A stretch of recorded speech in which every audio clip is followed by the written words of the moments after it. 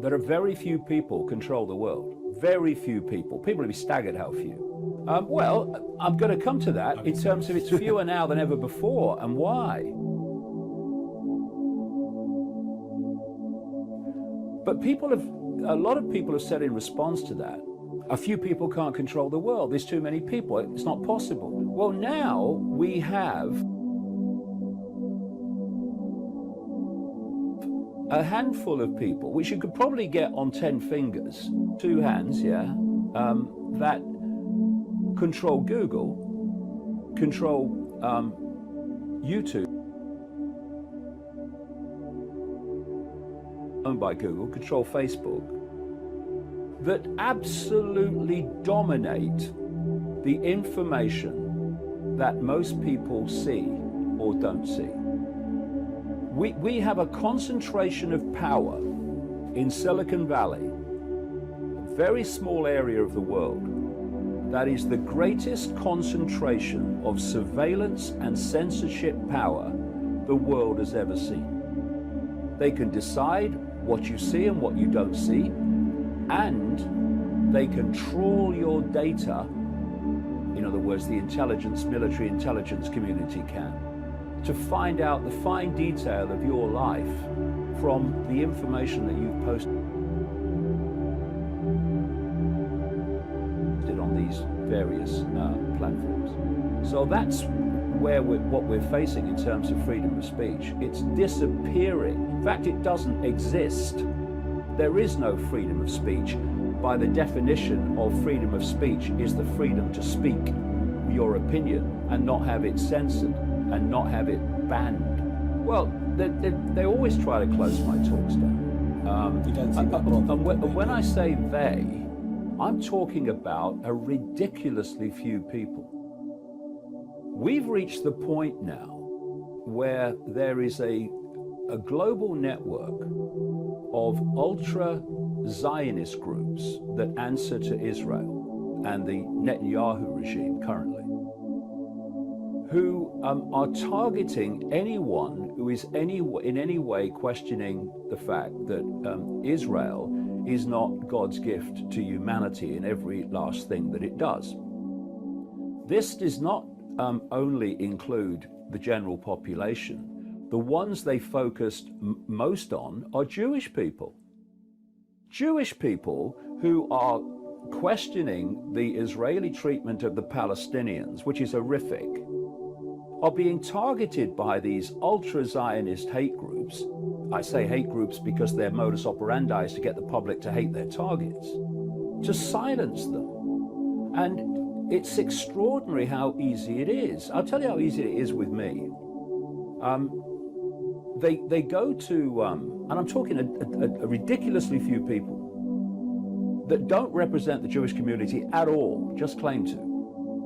They'll go to a venue and they'll say, this man Icke, he's going to come and say, it's all the Jews, he's anti-Semitic, he's a racist, he's going to say the Jews are doing this, the Jews are doing that. I ain't said any of that.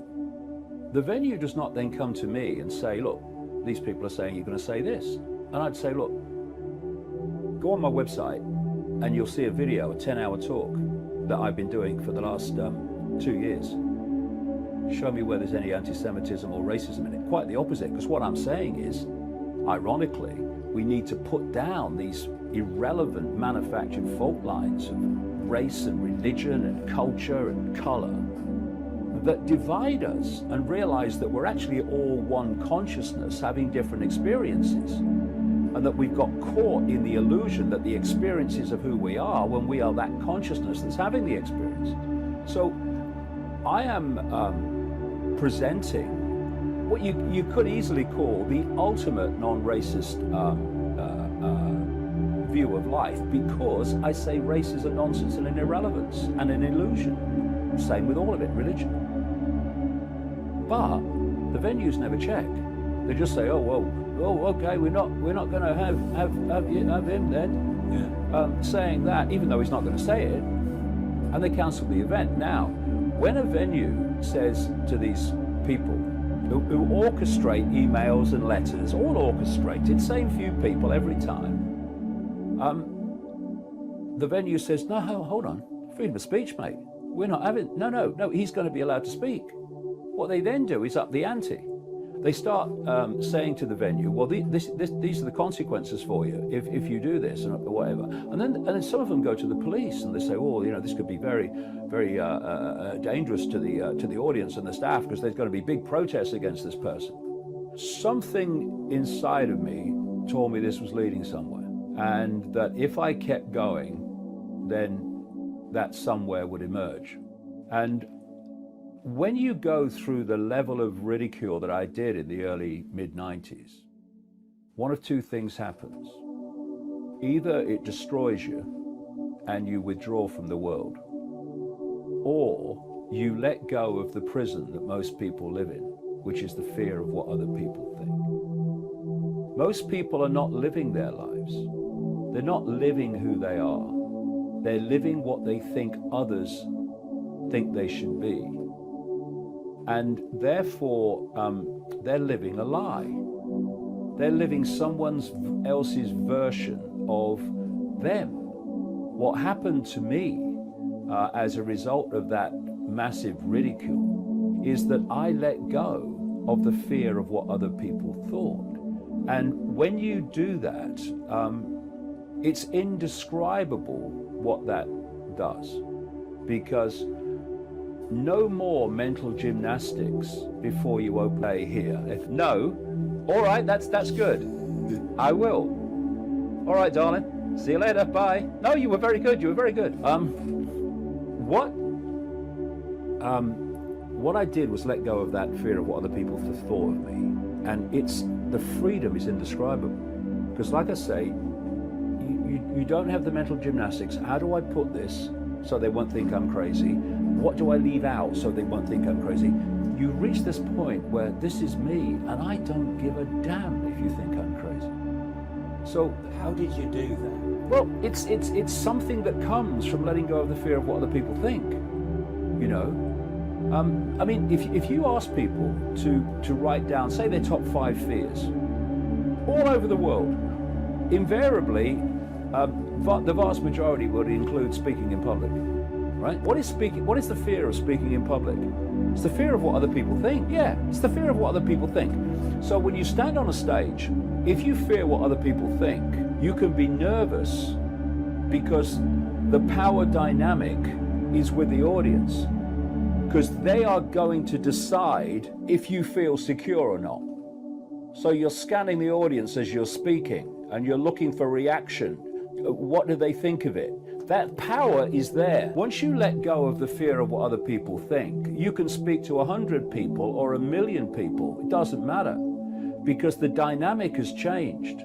The dynamic now says, this is my truth, and I respect your right to make of it what you will and come to your own conclusion. But this is my truth, and your reaction is not going to affect my truth. So however you react to what I'm saying, whether you like it, whether you laugh at it, or whether you condemn it, it doesn't matter to me, because it's my truth and I have a right to speak it. My truth and my security is not dependent on other people's reaction to me.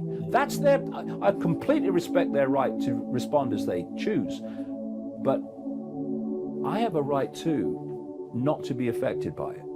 And so in that way, you can get ridiculed in the street, and it don't really affect you. You just shake your head and walk on. And sometimes it's an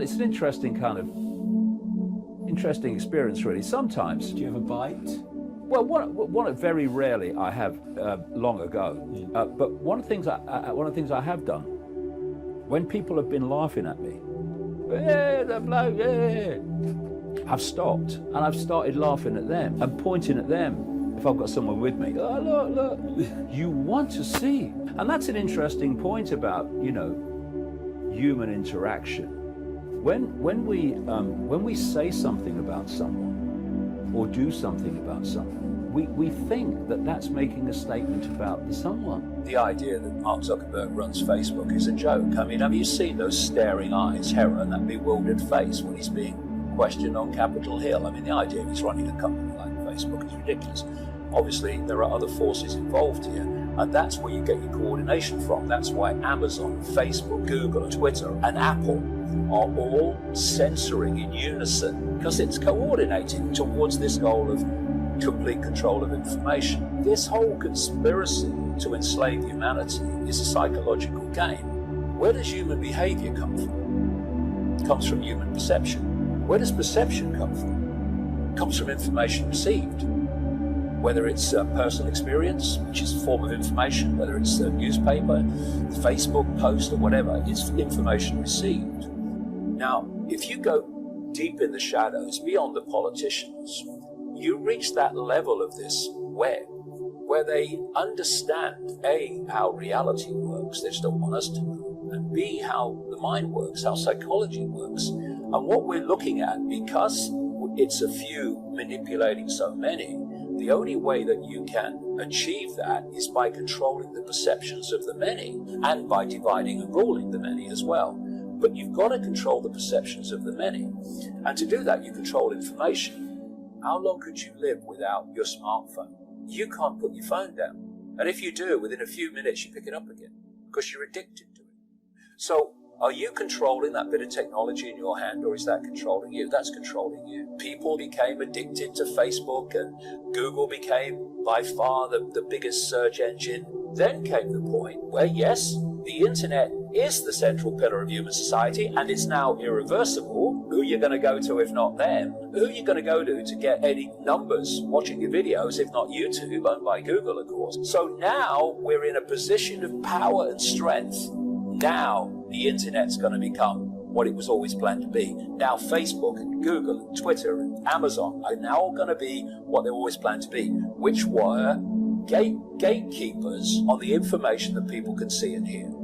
And because of that, human perception is increasingly being given a narrower and narrower band of information from which to form those perceptions. So perceptions are being manipulated. They had to get the internet to a point where it was the central pillar of human society.